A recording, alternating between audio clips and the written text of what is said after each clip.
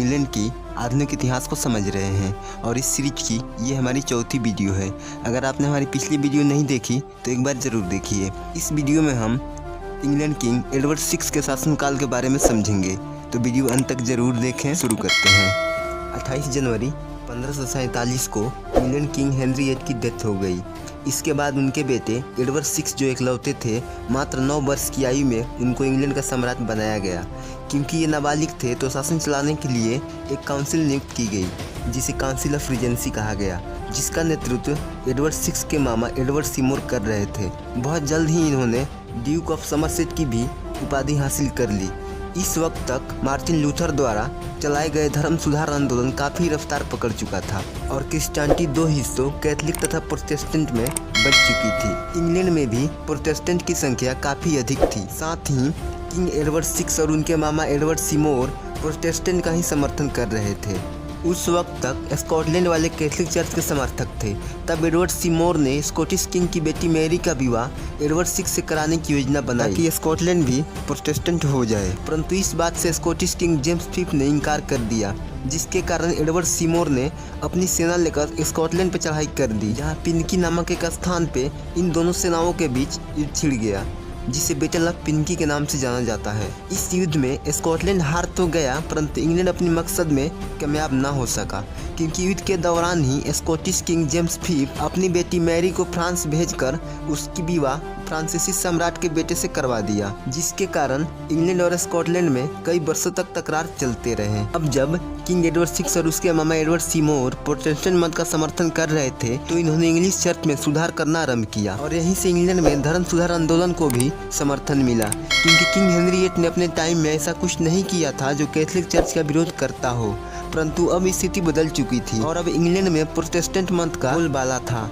Edward Seymour के कहने पे गिरजाघरों में रखी मूर्तियों को बाहर निकाल फेंका गया और गिरजाघर के पादरियों को विवाह करने के लिए बाध्य किया गया, क्योंकि इससे पहले चर्च के पुजारी उम्र भर अविवाहित रहते थे।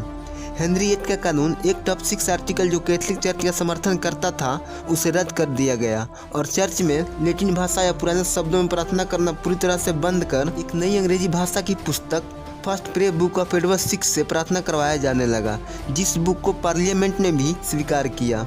इसे और सख्ती से लागू करने के लिए एक कानून पास हुआ, जिसे एक्ट ऑफ यूनिफॉर्मिटी के नाम से जाना गया। सन 1548 तक इंग्लैंड के गरीब मजदूरों की स्थिति बहुत ज़्यादा खराब हो चुकी थी, क्योंकि देश के अधिकतर उपजाऊ जमीनों पे जमींदारों का कब्जा था और अपने खेतों से निकलने वाले खाद्य सामग्री को वो बहुत महंगे रेट से बेचते थे, जिसे खरीदने में गरीब लोग असमर्थ थे। नॉरफोक जो इंग्लैंड का एक काउंटी था, जो अब भी है, वहाँ के लोग इन सब का जिम्मेदार किंग एडवर्ड 6 को ही मानते थे, जो कि वो बिल्कुल सही थे, क्योंकि जमींदारों को मनमानी करने का अधिकार किंग एडवर्ड 6 ने ही दिया था। रॉबर्ट केट के नेतृत्व में नॉरफोक वालों ने मजदूर वर्ग को अपने साथ मिलाकर किंग एडवर्ड 6 के खिलाफ विद्रोह कर दिया, जिसे अर्ल ऑफ बारविक ने क्रूरतापूर्वक दबा दिया और विद्रोह भड़काने का जिम्मेदार एडवर्ड सीमोर को ठहराया, क्योंकि इनको उन लोगों से सहानुभूति थी, जिसके कारण काउंसिल ऑफ रीजेंसी ने इनको इनके पद से हटाकर अर्ल ऑफ बारविक को बैठा दिया, जिसने धर्म सुधार को और तेज कर दिया। साथ ही उसने चर्च के प्रार्थना के लिए एक दूसरी book the second of prayer book प्रकाशित करवाई, जो प्रोटेस्टेंट मत को पहले वाले बुक से ज्यादा समर्थन करता था। इस प्रकार अंग्रेजी कैथलिक चर्च अपने रीति रिवाजों और सिद्धांतों से पूरी तरह से प्रोटेस्टेंट हो गया।